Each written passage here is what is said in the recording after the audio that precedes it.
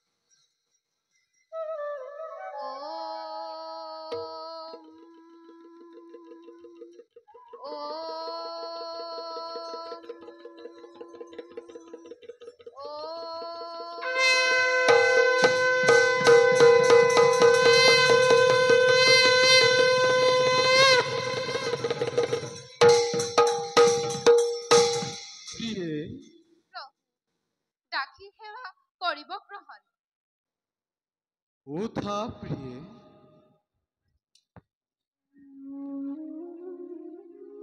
প্ৰভু প্ৰিয়ে এই দুৰাচাৰ জগতৰ জীৱ শ্ৰেষ্ঠ বাৰু কোন প্ৰিয়ে প্ৰভু উড়ন বুড়ন গজন আৰু ভ্ৰমণ এই চাৰিমুঠি জীৱৰ মাজত মানৱেই শ্ৰেষ্ঠ বুলি জানে সকলোৱে কিন্তু কিন্তু কিন্তু বুলি ৰৈ গ'ল কিয় প্ৰভু প্ৰিয়ে প্ৰভু আচৰণ অনুসৰি মানৱক তিনি ভাগত কৰিছে বিভক্ত প্ৰভু উত্তম মধ্যম আৰু অধম প্ৰিয়ে প্ৰভু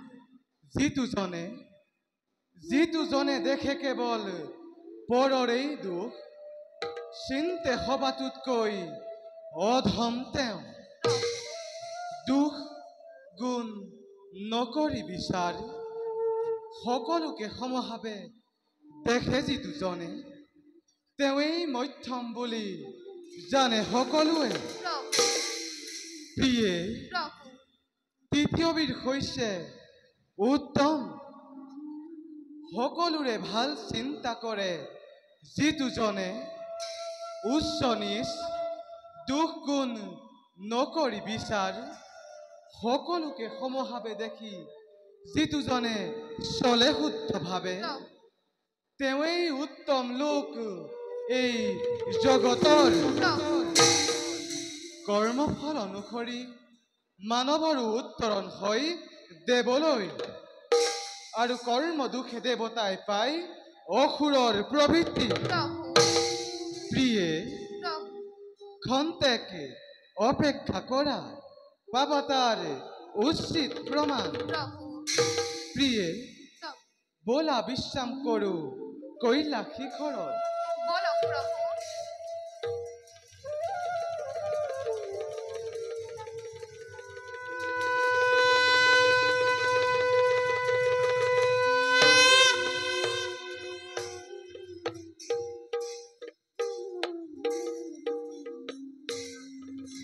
কর্পূরা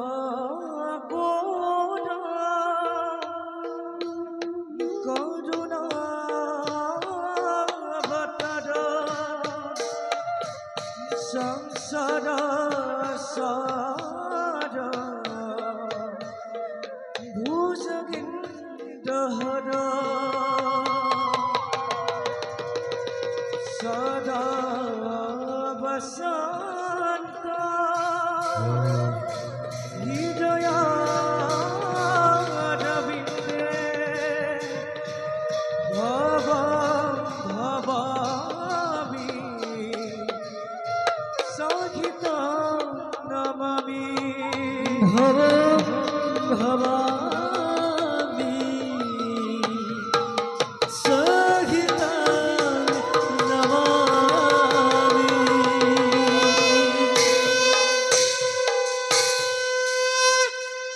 ও এয়াই শিৱলোক। শিৱ পাৰ্বতীৰ চৰণ দৰ্শন কৰি সাৰ্থক কৰোঁ নিজৰ জীৱন।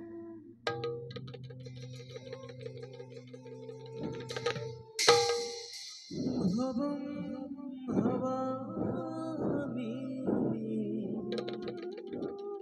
সহিতাং নমামি। এয়া কি হৌৱা শিৱই পাৰ্বতীক কোলাত লৈ সাধাৰণ মানুহৰ দৰে কৰিছে আচৰণ। কোনে কয় উদাসীন মহাদেৱ মদনক দহিতেও হৈছে মায়াহীন। নাই নাই নালাগে আৰু মোক শিৱলোক দৰ্শন। ৰবা, কোন তুমি? কিয় এনেদৰে আহি গুচি যাব খুজিছা পুনৰ? হে ত্ৰিলোচন, সুৰক্ষেন ৰাজ্যৰ ৰজা মই শ্বেতকেতু। শ্বেতকেতু? শত শত দাগ দাগে হৈছিল আমাৰ এই চৰণ। শত সহস্ৰ পত্নীয়ে দিছিল মোক আনন্দ পাল। কিন্তু ত্যাগ কৰি সংসাৰৰ মায়াৰ বান্ধোন পালো এনে দিব্য মূৰ্তি মই। ব্ৰহ্মলোক বিষ্ণুলোক দৰ্শনৰ শেষে শিৱলোক দৰ্শনৰ হেতু উপস্থিত হলো ইয়াত। তেন্তে ৰাজন, প্ৰভু অভিপ্ৰায় পূৰ্ণ হল জানো তোমাৰ? অভিয়াস শেষ হৈ গ'ল মোৰ শিৱলোক দৰ্শনত। ৰাজন, প্ৰভু শুনি আছো লোকৰ মুখে তুমি হেনো মায়াহীন দেৱ দিগম্বৰ। কিন্তু প্ৰভু তাৰ যে নাপালো অলপ প্ৰমাণ। কিয় ৰাজন? প্ৰভু শুনি আছো লোকৰ মুখে লভি আছো মই জ্ঞান অধ্যয়নে। ত্যাগ কৰি সংসাৰৰ মায়াৰ বান্ধোন মহাভকত ৰূপে তুমি হৈছা বিভূষিত। কিন্তু স্বচক্ষে দেখি মই বুজিব পাৰিছো এয়া ব্ৰহ্মাথু বিশ্ব খবৰে। বুজা নাই তোমাৰ পচন্দ। তুমি নুবুজাই ভাল দেৱী। কামাতুৰা হৈছা তুমি শিৱৰ কাষত। ৰাজন, নোৱাৰা বুজিব তুমি তত্বৰ স্বৰূপ। ৰাজন, প্ৰভু মহাধাৰ্মিক বুলি খ্যাতি থকা শ্বেতকেতু ৰজা এইয়াই নেকি ধৰ্মৰ পৰিচয়? প্ৰিয়ে, প্ৰভু উত্তমো অধম হোৱাৰ এয়া সুন্দৰ নেকি? প্ৰভু মাথো খন্তেকে অপেক্ষা কৰা, দেখা পাবা ইয়াৰ পাছত কি হব। প্ৰভু ৰাজন, প্ৰভু এনে বাক্য উচ্চাৰণ কৰাৰ কি আছে উদ্দেশ্য তোমাৰ? হে ত্ৰিলোচন, ৰাজন, আছা তুমি পত্নীৰ সমে প্ৰেমত মগ্ন হৈ মোৰ সন্মুখত। ধন্য প্ৰভু, ধন্য তোমাৰ ভোলানাথ নাম। পুনৰবাৰ এনে বাক্য যদি কৰা উচ্চাৰণ সমস্তে শাস্ত্ৰে প্ৰমাণিত তোমাক। দুখানি সতী সাধী ৰমণী বুলি তোমাক জানে সকলোৱে। ৰাজন, কিন্তু এই মই ধন্য বেলা কামাতুৰা হৈ শিৱৰ কোলাত থৈ আপোন শৰীৰ নকৰিলে শয়ন নুপুৰাইনে তোমাৰ পৰাণ। ৰাজন, শতাধিক তোমাৰ যুগল মূৰ্তি। ৰাজন, কহিলো অতঃপৰে তোমাৰ বিদ্ৰোহ। এইবাৰ নকৰি ক্ষমতা নকৰো। দিলো মই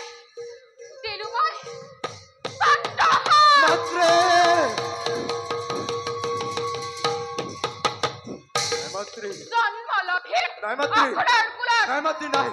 হে প্ৰভু ৰক্ষা কৰা প্ৰভু। নাই মাতৃ, নাই মাতৃ। হে প্ৰভু ৰক্ষা কৰা মাতৃ। নাই মাতৃ, মাতৃ। হে প্ৰভু ৰক্ষা কৰা প্ৰভু। হে মাতৃ, ক্ষমা কৰা মাতৃ মোক। ৰক্ষা কৰা প্ৰভু।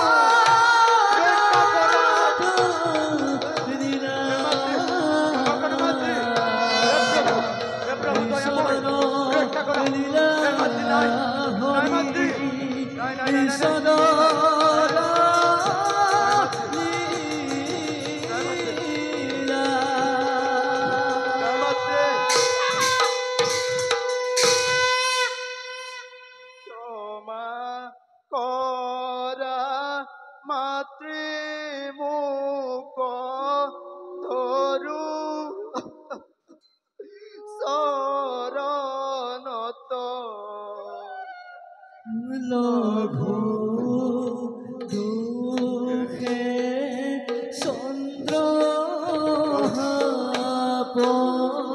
নিদিবা প্রভু দয়াময় হে মাতৃ হে মাতৃ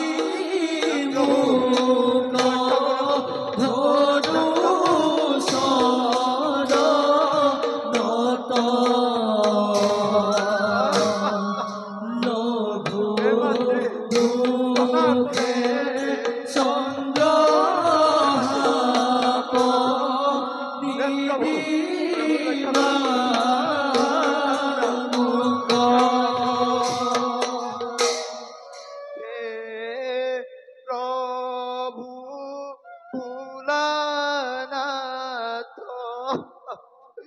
ও গতির গতি তোমার শরণে প্রভু করিছো তুতি আরে শোভা করা মাতৃমুখ ধরু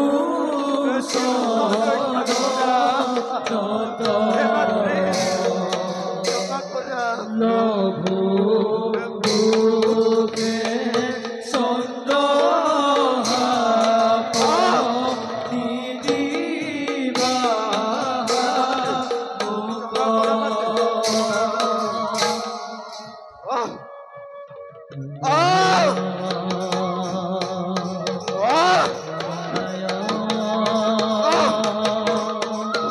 দেবী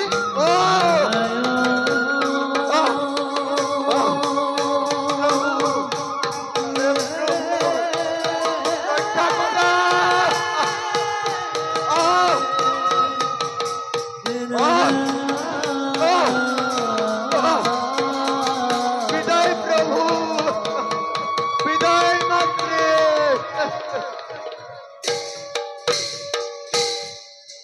ই কি কৰিলা পাৰ্বতী প্ৰভু সামান্য ক্ৰোধত তেওঁ উত্তেজিত হৈ তাচিল্য ভৰা ভক্তিৰ দ্বাৰা ককৰ্থনা কৰিছিল মোক প্ৰভু সেই অপৰাধতে এনেহেন চন্দ্ৰসাপৰ নাছিল প্ৰয়োজন প্ৰভু নিতান্তই গৰ্হিত কাম কৰিলা পাৰ্বতী প্ৰভু খঙৰ বশৱৰ্তী হৈ হেৰুৱালো মই হিতাহিত জ্ঞান কৰিলো এনেকুৱা মহাভুল সেয়েহে প্ৰভু অভাগিনী সেৱা হতদুখ কৰিব মাৰ্জনা উঠা প্ৰিয়ে বাৰু প্ৰিয়ে প্ৰভু হোৱা কথা হৈ গ'ল প্ৰভু যাওঁ ব'লা আমি বিশ্ৰাম কৰোঁগৈ